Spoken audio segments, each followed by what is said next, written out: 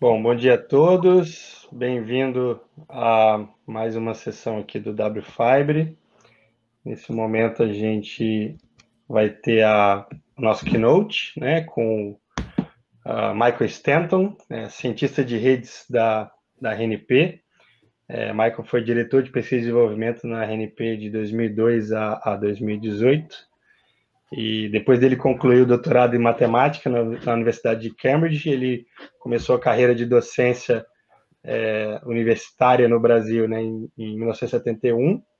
Ele foi professor visitante do Instituto Tecnológico da Aeronáutica, de 71 a 72, professor associado da PUC-Rio, de 73 a 79, e professor titular de rede de computadores na Universidade Federal Fluminense, em Niterói, de 94 a 2014.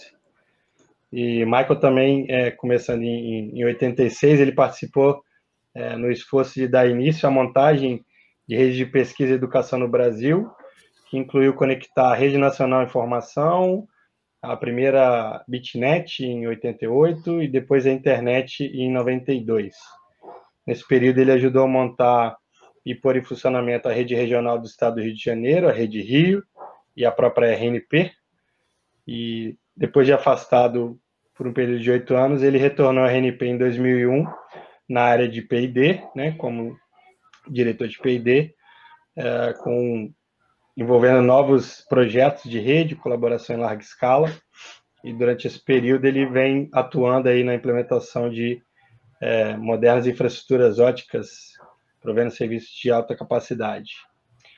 Desde 2018, as contribuições, né, todas essas contribuições dele vêm sendo premiadas, né, pelo LACNIC, Registro Regional de Internet da América Latina e Caribe, pelo Simpósio Brasileiro de Rede de Computadores e pelo Internet Hall of Fame, né, o famoso Hall da Fama da Internet, e também premiado pelo CGIBR. Então, obrigado, Michael, por aceitar o nosso convite aqui para esse keynote. E junto com o Michael, vamos ter aqui também o professor José Ferreira de Rezende. O professor José Ferreira de Rezende, ele possui graduação em Engenharia Elétrica, mestrado em Engenharia Elétrica, ambos pela UFRJ, né, Federal do Rio de Janeiro, doutorado em Ciências da Computação pela Universidade Pierre-Marie Curie, em Paris. Ele é professor do Programa de Engenharia de Sistemas de Computação da COP desde 2016 e também é assessor acadêmico-científico da RNP. Tem experiência na área de teleinformática, atuando principalmente nos temas de qualidade de serviço na internet, internet do futuro, redes de alta velocidade, redes móveis, redes de sensores sem fio, redes definidas por software, rádio cognitivo, experimentação remota e avaliação de desempenho. Então, obrigado também, professor José Rezende, por aceitar o nosso convite para falar aqui nesse keynote. E vamos ao nosso keynote. Por favor, com a palavra aí, Michael Stanton. Bom dia a todos. Agradeço o convite para participar neste evento. Eu gostaria de tentar ajudar a entender essa parte de experimentação e sua relação com o próprio desenvolvimento da infraestrutura da rede da RNP. Então, eu tenho uma parte que é relativa à história de desenvolvimento da RNP e, em seguida, vou falar algumas coisas sobre atividades experimentais de nós, que envolve a RNP. E depois passo a palavra para a Rezende, que está principiando esta parte de pesquisa na RNP há alguns anos já. Então, passa para a segunda transparência, por favor.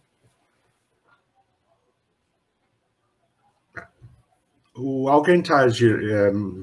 obrigado. Tá, então tem 4 partes que eu vou falar. É bem curto, espero. A primeira é sobre a própria evolução da RNP em termos de capacidade da sua rede.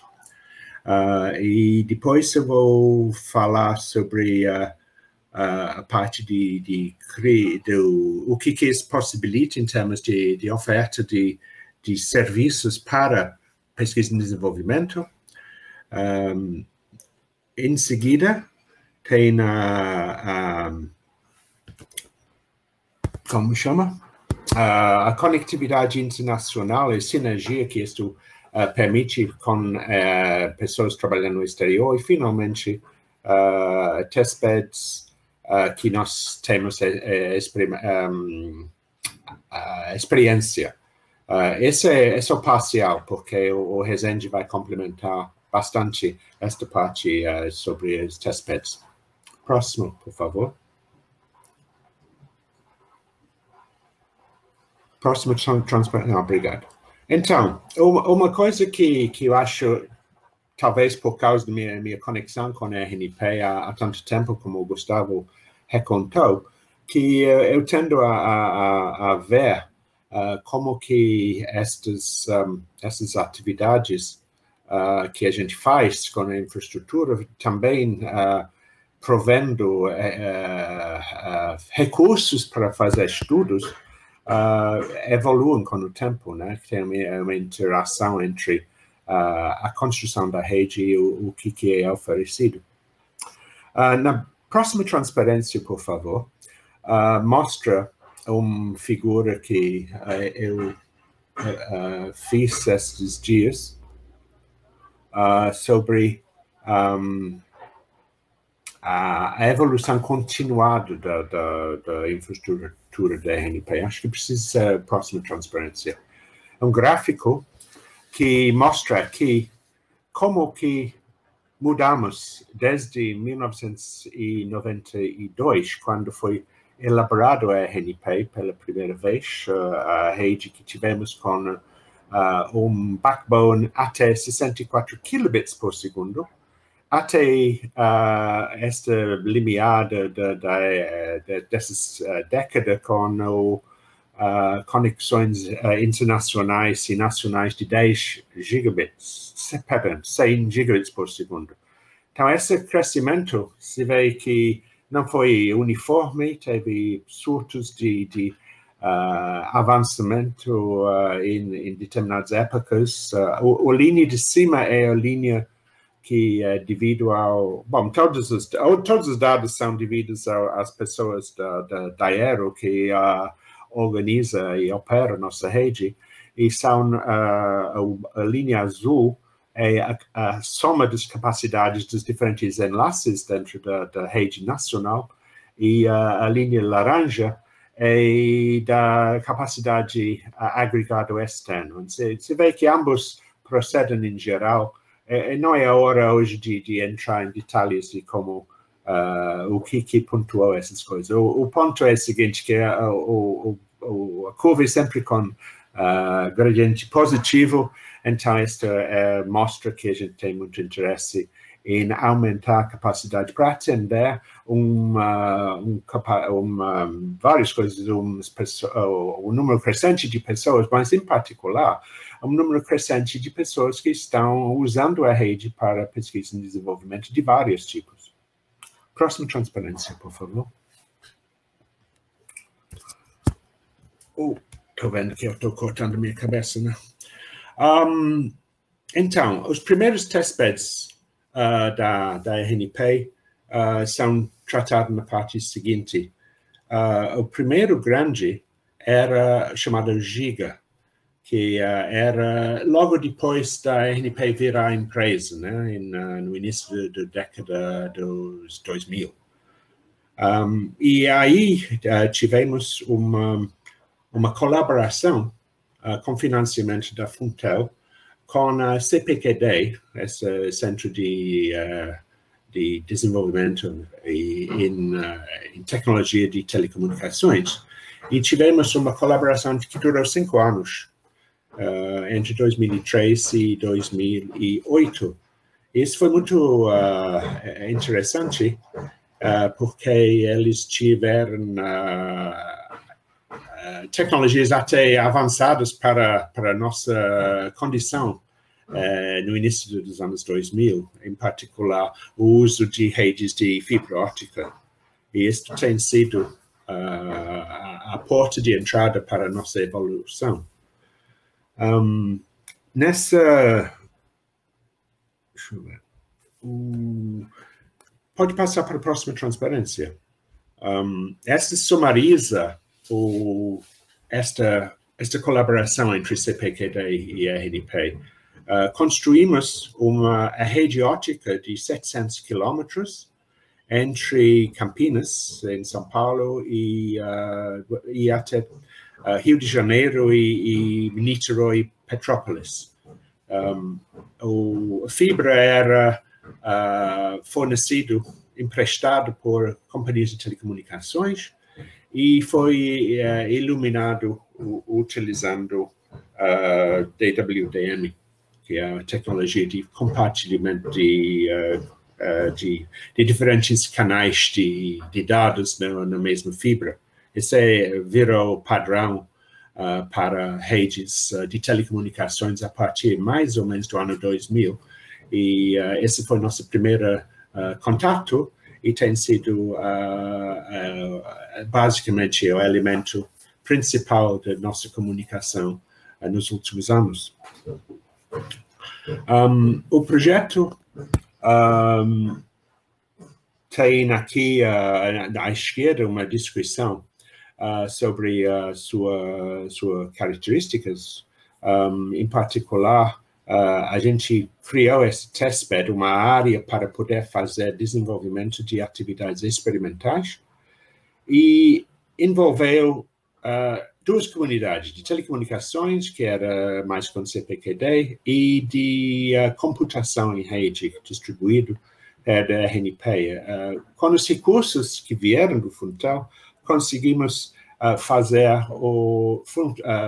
financiar a realização de 33 projetos de P&D nesse período, e isto foi uma época de muita descoberta e abertura de cabeças das pessoas que estavam com acesso à rede, e até indiretamente. Tinha projetos aprovados que eram do Pará, por exemplo, porque eles utilizavam a nossa rede nacional para chegar a essa infraestrutura para trabalhar. Próxima transparência. Outra atividade que era feita neste período era a atividade associada ao projeto chamado Planet Lab. Planet Lab foi muito interessante porque atendeu a uma necessidade para suportar computação distribuída em larga escala. Como anteriormente, o que você tinha que fazer era pedir a licença de alguém numa outra cidade, uma outra universidade, para poder fazer alguma experimentação em computação à distância. O Planet Lab foi uma proposta do pessoal dos Estados Unidos de criar uma rede a qual poderiam ser associados diferentes centros de pesquisa, cada um dos quais forneceria recursos para sustentar a execução de programas distribuídos localmente. Então, tem aí o número de pontos nesse gráfico é mais de 1.500 aproximadamente, que são, acho que 700 instituições cada um com pelo menos dois sistemas dedicados para o uso alheio, para poder fazer experimentação em sistemas distribuídos. Então, isso foi muito importante e deu uma base para outros projetos mais tarde que usavam um esquema semelhante de fazer com que tivessem recursos distribuídos importantes para chegar a elaborar soluções para o futuro. E então, esses foram usados Até o ano passado eu vi que foi, segundo a história da Planet Lab, foi encerrado o projeto formalmente o ano passado. Então, durou 20 anos. Próxima transparência, por favor.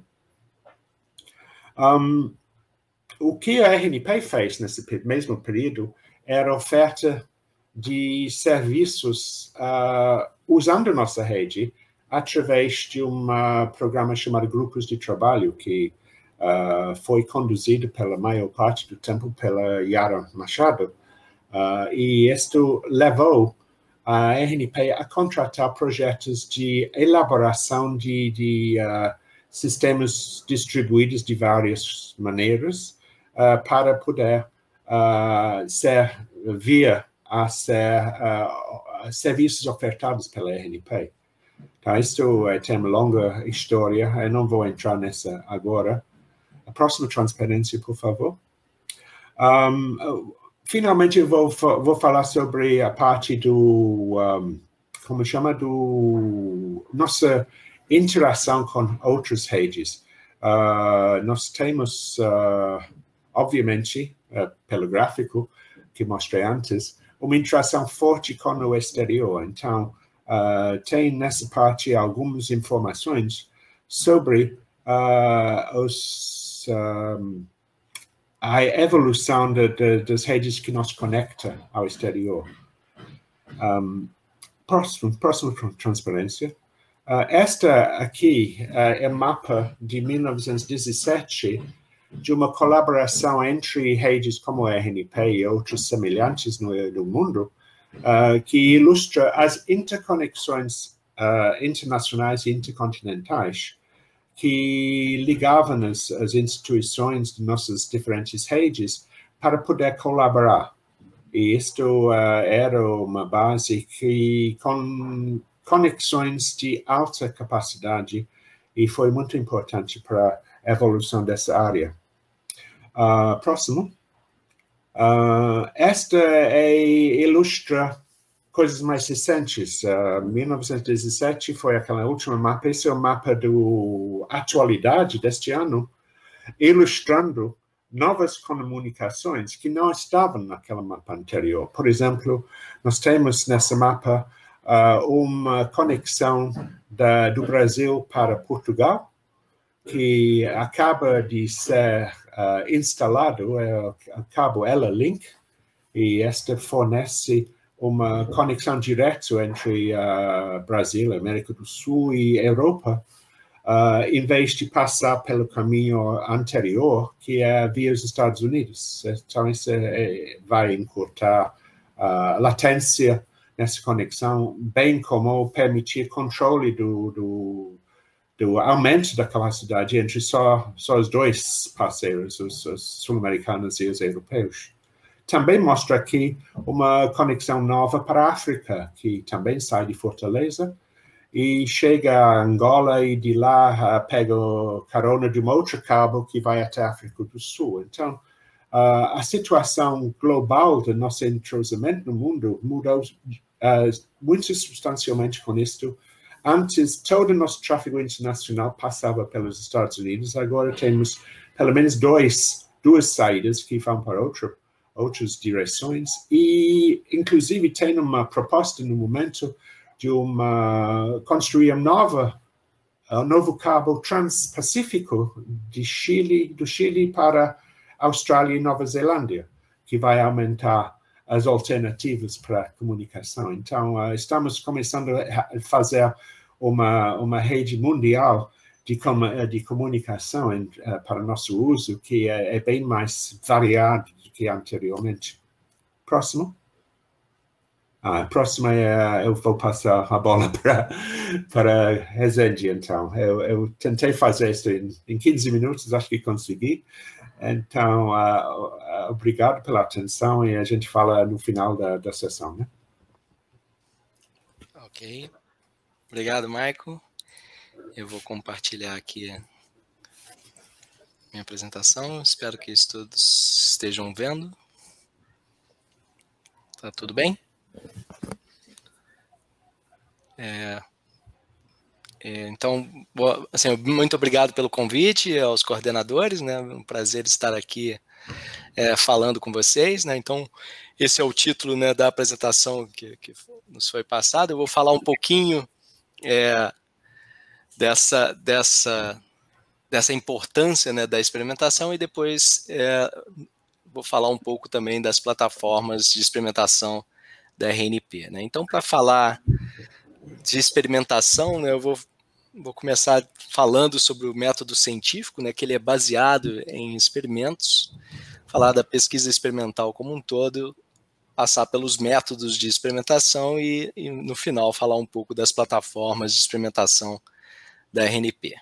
Então, assim, acho que todos sabem, né, mas não custa nada repetir, né, assim, o método científico, né, ele envolve, e o que permite o avanço da ciência, ele envolve uma pergunta que é feita por um pesquisador, normalmente baseado em alguma observação que ele tem,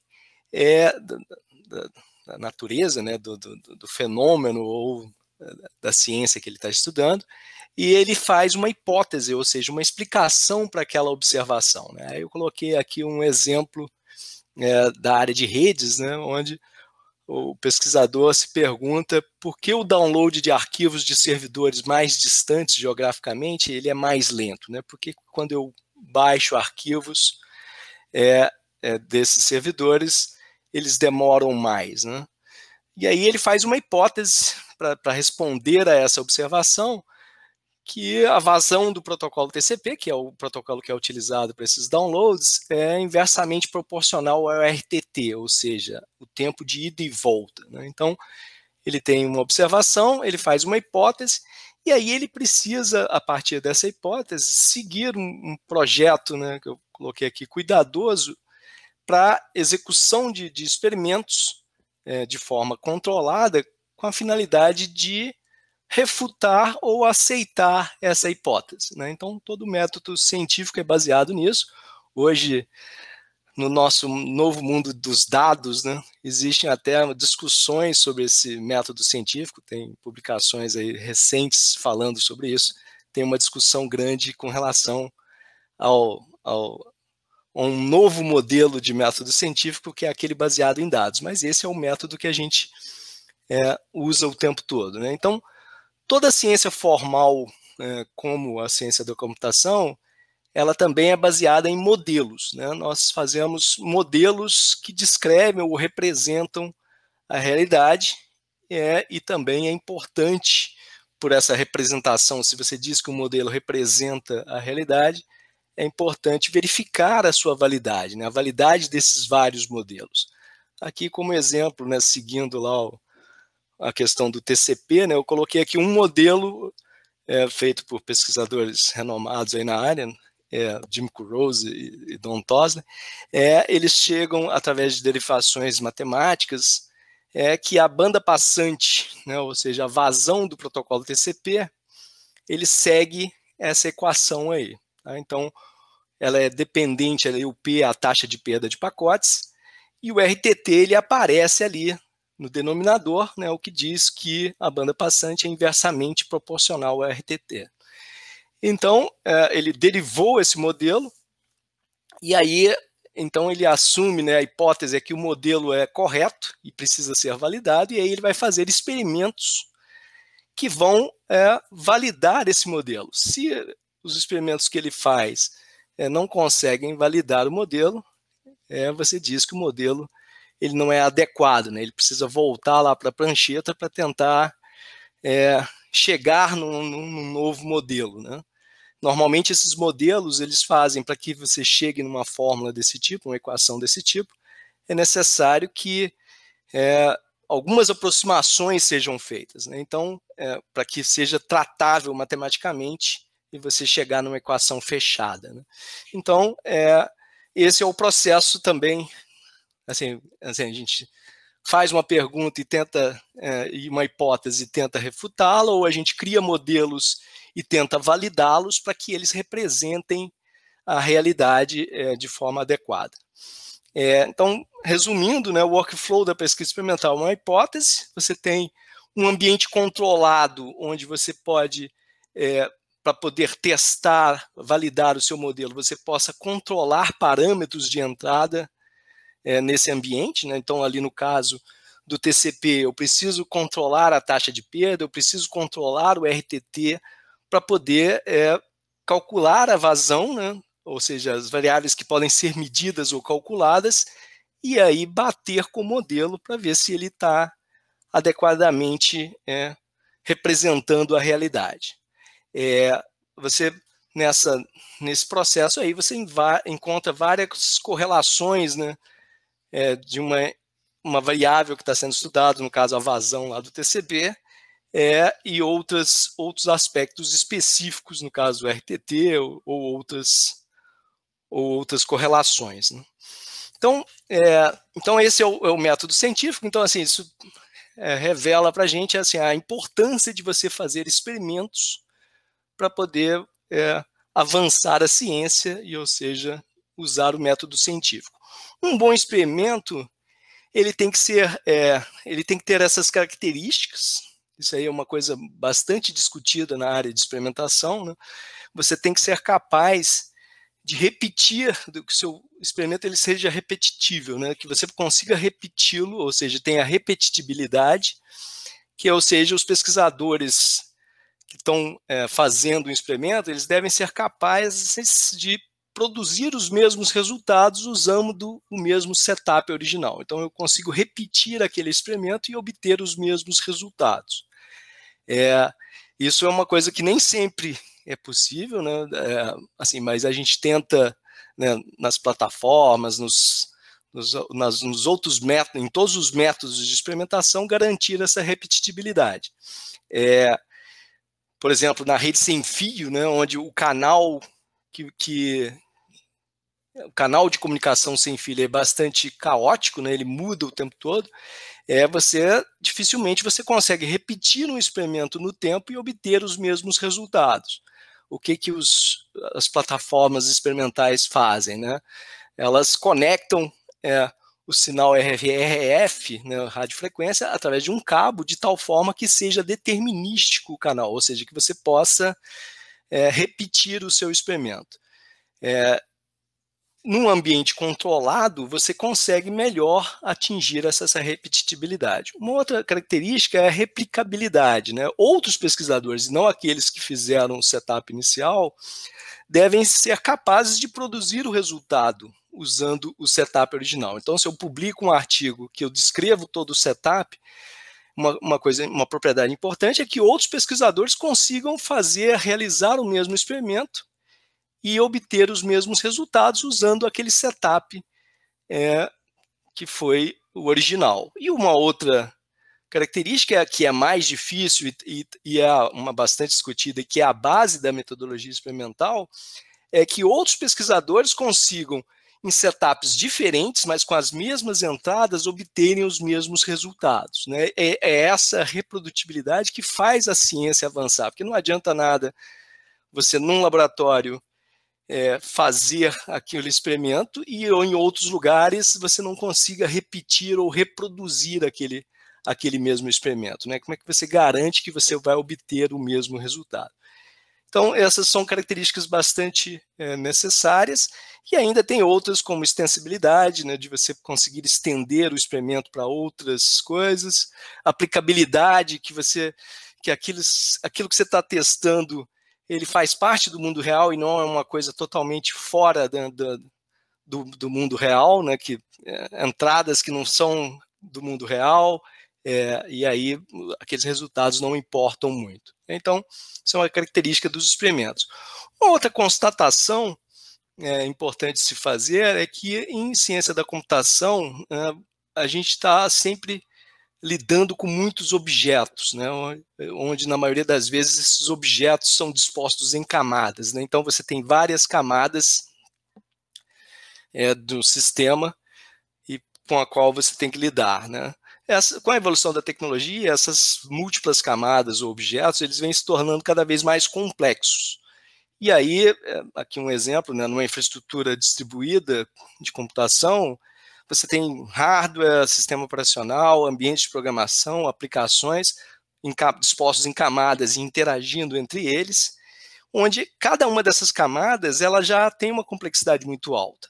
Então, você nem sempre consegue construir um modelo desse ambiente, né? Uma forma de tentar mitigar esse problema é você criar modelos separados, isolados, mas que na interação entre eles não conseguem capturar, né, todo o comportamento daquele sistema, né? Então, assim, isso é uma constatação, né? Hoje em dia, com a evolução, os modelos são, principalmente matemáticos, que você faz da realidade, eles são difíceis, né, de serem feitos, e aí você precisa decompô-lo em vários modelos, e aí a interação é algo complicado. Aqui eu vou falar um pouco sobre os métodos, né? Assim, experimentação aqui, como eu estou usando, né, na taxonomia aqui, são experimentos gerais, né? E aí você pode dividi-los em 4 tipos. Você tem um experimento real, que é o que a gente está mais interessado aqui, em plataformas reais, em infraestruturas reais, de larga escala, cobrindo o Brasil todo, né, como as plataformas fornecidas pela RNP, mas você tem também a emulação, a simulação, tem um que é menos falado, que é o benchmarking, que é você testar o desempenho de uma rede através de programas, né, de sistemas ou equipamentos, para ver assim, o desempenho máximo que você consegue daquele sistema, né? Então, o experimento real, aqui tem exemplos, né, de plataformas que eu coloquei aí na minha área, na área de redes. Então, você tem o Fibre, né, um experimento real, o IDS, o Fabric, o Orbit, que é uma plataforma de rede sem fio. Na emulação, você tem alguns softwares, como Mininet, Container Lab, e aí os eixos aqui indicam, né, o quanto o ambiente é real e a aplicação é real. Então, você tem na próxima transparência, né, no experimento real, você tem uma aplicação real rodando num ambiente real. Na emulação, você tem uma aplicação real, mas rodando em cima de um modelo da plataforma que você está utilizando. Na simulação, tanto a sua aplicação quanto a sua plataforma, ela é um modelo apenas, né? Então, é o que está aqui, não, experimento real, uma aplicação real numa plataforma real, emulação, uma aplicação real executada num modelo de uma plataforma, e aí você já tem aquele problema que eu falei anteriormente. Se a sua plataforma ela é extremamente complexa, esse modelo ele vai ser aproximado da sua plataforma, não vai ter todas as características reais da plataforma. E a simulação é ainda mais distante, porque você não só a sua aplicação ela é um modelo, mas também a sua plataforma é um modelo. Então, você vai se distanciando do mundo real à medida que você usa esses outros métodos, né? Então, aqui uma transparência para concluir, né? A escolha de um ambiente apropriado para a realização de experimentos é crucial para a qualidade dos resultados e a sua interpretação, né? Você tem que ter a sua plataforma, além dela ser real, né? É importante que ela seja o mais próximo do real. Você tem que também ter todo o controle, porque você precisa mexer nos seus parâmetros de entrada para coletar as saídas que você precisa, né? Então, o ambiente é extremamente importante. Em alguns casos, onde se quer avaliar uma aplicação em um sistema que ainda não está disponível ou ainda é muito caro, né? Por exemplo, em redes de ondas milimétricas 5G, né? Onde ainda é uma tecnologia muito cara, não tem equipamentos disponíveis, sobra apenas a emulação ou a simulação, né? Porque você não tem disponíveis esses equipamentos. Então, você vai usar modelos, e aí, às vezes, isso é muito criticado, porque esses modelos não representam a realidade. Experimentos reais, em oposição, mesmo que realizados em um ambiente controlado, eles permitem obter resultados que são mais próximos do real, ou seja, mais fidedignos, né? Então, por quê, né? Porque os modelos que você faz ou da plataforma ou da aplicação, eles não conseguem capturar toda a complexidade do sistema que você quer avaliar, né? Então, assim, eu estou contando essa história toda para chegar aqui e dizer, plataformas reais, ambientes reais, eles são muito importantes nos dias de hoje, devido à alta complexidade dos sistemas atuais e que você não está aproximando nada, você está realmente utilizando uma plataforma real para realizar esses experimentos, que é algo muito importante no método científico, né? Então, essa era uma introdução. Eu vou falar rapidamente, acho que o nosso tempo está se esgotando, né? Mas das plataformas de experimentação da RNP,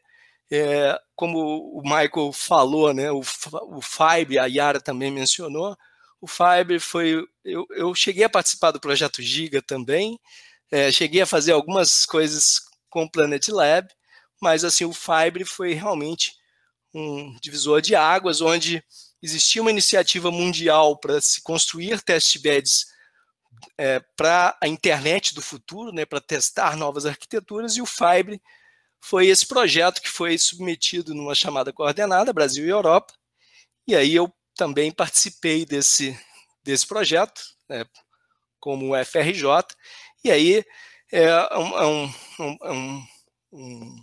uma plataforma real, né, que abrange praticamente o Brasil todo. Ele tem um modelo de uso self-service, né, através de uso de um portal, e tem como assim, a finalidade inicial. O FIBRE ele sofreu várias evoluções aí desde o início, né, do projeto europeu, depois ele passou a ser sustentado pela RNP e a gente continua evoluindo, né, o FIBRE, mas assim, a finalidade principal era estudar SDN, né, a programabilidade de rede, no caso, inicialmente usando o OpenFlow, e aí você, através do FIBRE, permite criar diferentes topologias envolvendo sistemas finais nas pontas para se testar diferentes controladores SDN e a programabilidade de rede nesse nível, né? Então, o FIBRE é o grande guarda-chuva aí, na minha opinião, né, dos testbeds da RNP, e começou lá em 2011 e vem evoluindo, né? CloudNext é uma outra plataforma de computação em nuvem, que ele tem como peculiaridade, né, que você tem acesso direto ao hardware, né? Então você tem o que a gente chama de bare metal, e aí você consegue fazer experimentações em diferentes níveis, né, em computação em nuvem.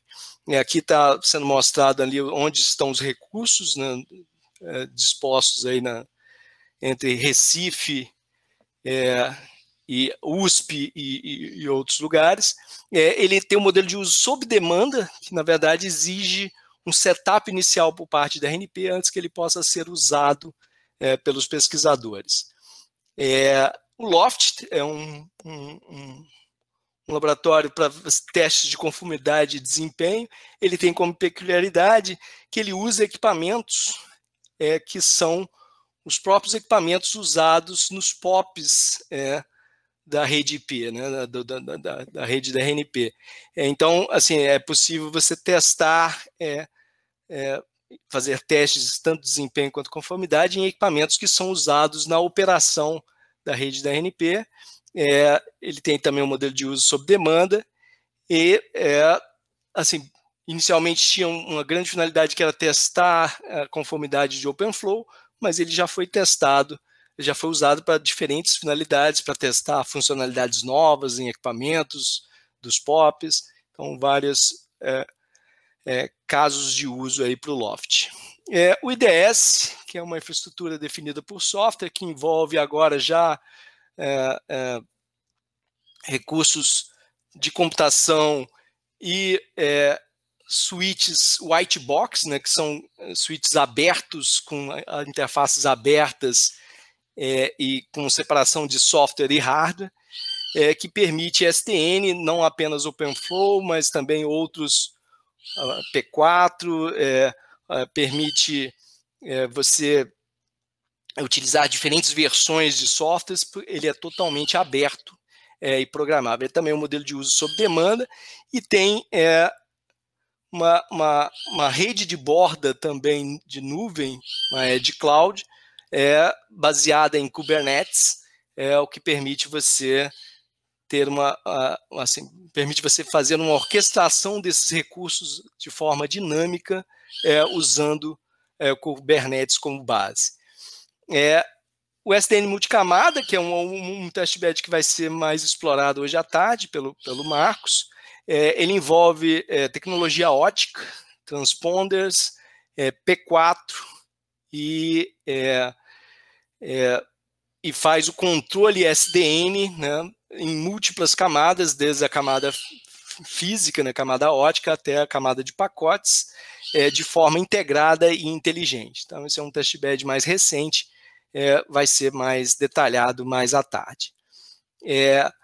Então, assim, a gente ainda tem, eu ia colocar aqui um slide, né, a gente está um projeto em aprovação envolvendo 5G, rede de acesso sem fio, 5G utilizando Open RAN, né, que é uma rede aberta, mas é um projeto ainda em construção, mas assim, um outro domínio tecnológico, né, então a gente vai desde ótico até a rede sem fio, passando por pacotes, então assim, é interessante ter essa variedade, né, de domínios tecnológicos para que a gente possa fazer experimentos fim a fim envolvendo todas essas tecnologias, né? A construção dessas plataformas, elas têm uma grande importância no avanço da ciência da computação, né, como eu mencionei anteriormente, faz parte do método científico, e plataformas reais de larga escala são muito importantes nos dias de hoje.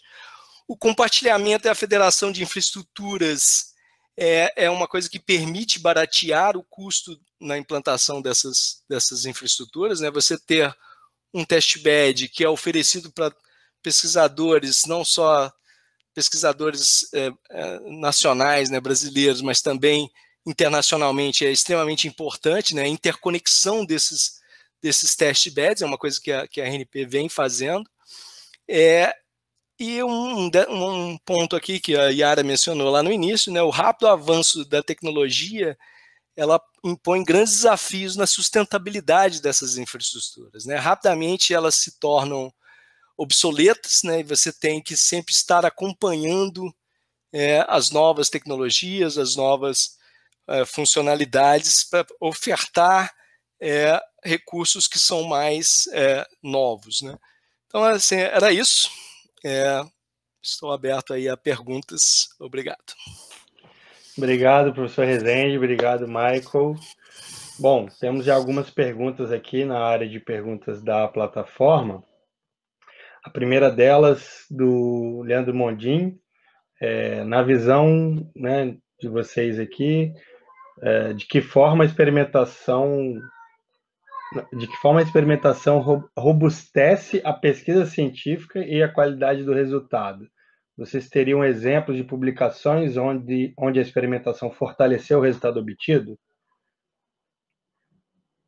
Acho que para o Rezende, que comentou um pouco sobre as propriedades. Né? Eu acho que isso, assim, cada dia mais, né, esses artigos onde envolvem implementações reais, em plataformas reais, eles são muito mais valorizados, né?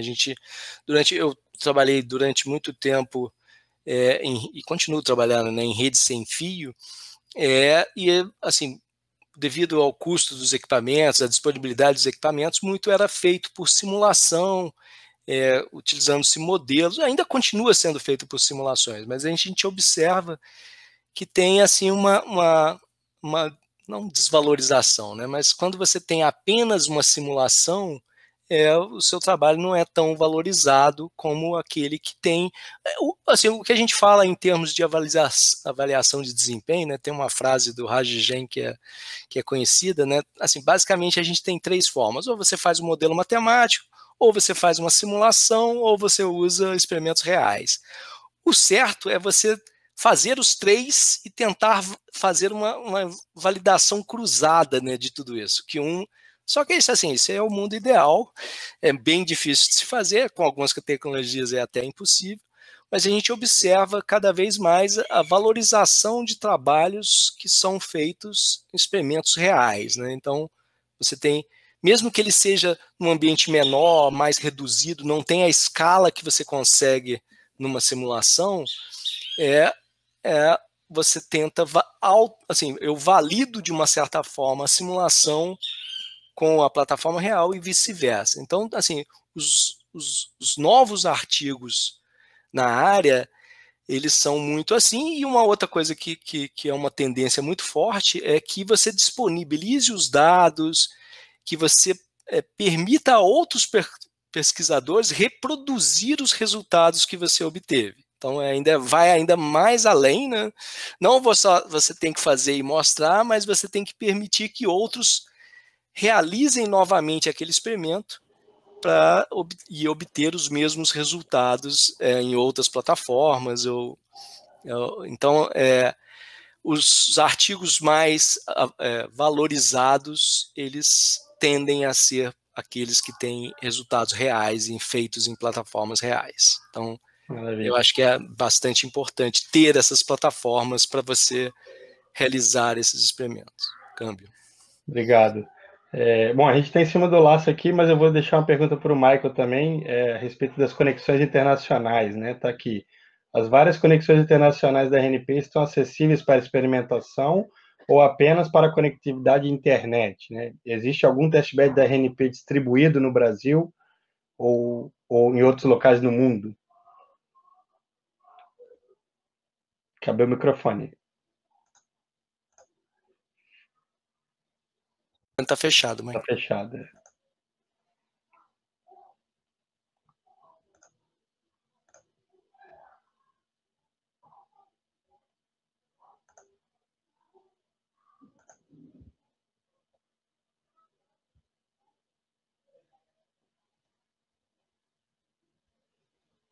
E eu acho que faltou os botões na parte de baixo. Os botões estão sumindo dele ali.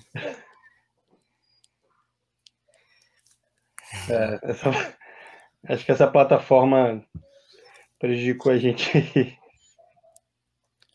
Eu posso ir respondendo enquanto o Michael tenta. Assim, eu acho que sempre foi uma iniciativa, né, da RNP, né, de interconectar testbeds, principalmente nos projetos europeus de cooperação, né, de ter uma parte do testbed no Brasil e outra na Europa e interconectá-los. Infelizmente, assim, na maioria das vezes, depois de finalizado o projeto, essa interconectividade não se manteve, né? Mas hoje, à tarde, o Marcos vai falar, né, por exemplo, a gente está agora num processo de interconectar, né, o nosso testbed P4 com um testbed P4 na Europa e nos Estados Unidos. O Fabric também, a gente está com esse objetivo, né, também de interconectar, e aí esses links internacionais eles vão ser bastante importantes para isso, né, para ter uma banda dedicada ali para fazer essas experimentações. Câmbio. Não, Michael, tá mutado aqui na plataforma, acho que a gente não vai conseguir. Bom, de qualquer forma, peço desculpas ao Michael pelo inconveniente aí, quero agradecer a todos por participar, a gente já chegou no horário. Muito obrigado, Michael, muito obrigado, Rezende, pela participação de vocês. Obrigado pelo convite, Gustavo.